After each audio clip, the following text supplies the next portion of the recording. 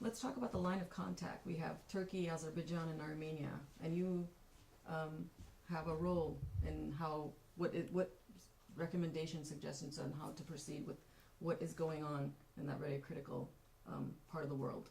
Well, this is, I think, one of the most alarming situations on the globe, and it's a place where you could see a war erupting, it becoming a regional conflagration, and you could see people in the United States and around the world suddenly discovering where Artsakh is, where Azerbaijan and Armenia are, and asking, where is Nagorno-Karabakh? What is this all about?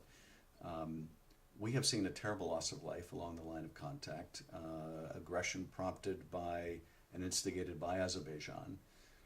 And I think part of what has made this possible, really two things. One is Azerbaijan has used its petroleum resources to vastly invest in its military.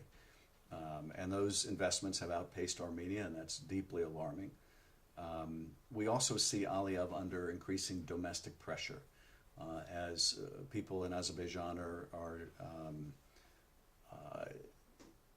I think, increasingly upset with the nature of his authoritarian rule and want something different and better.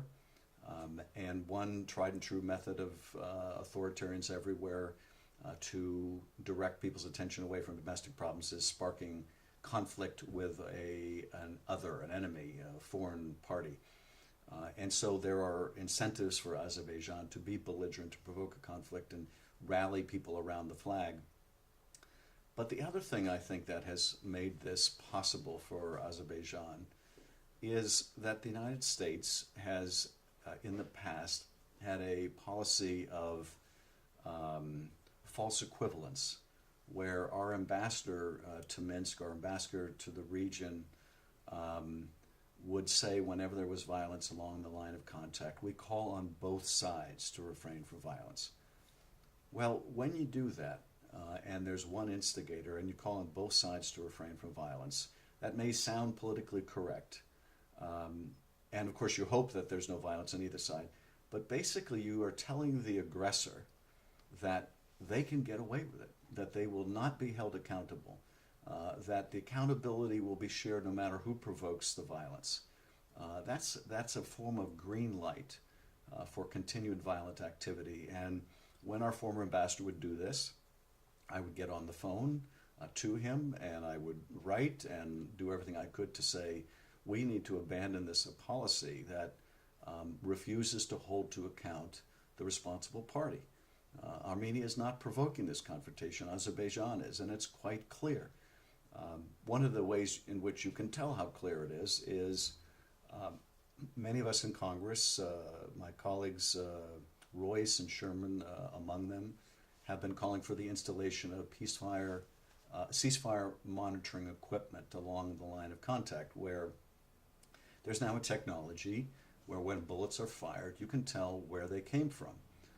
And you can record it, and you can tell where the first bullets came from, and you can hold accountable those that are responsible for provoking the violence.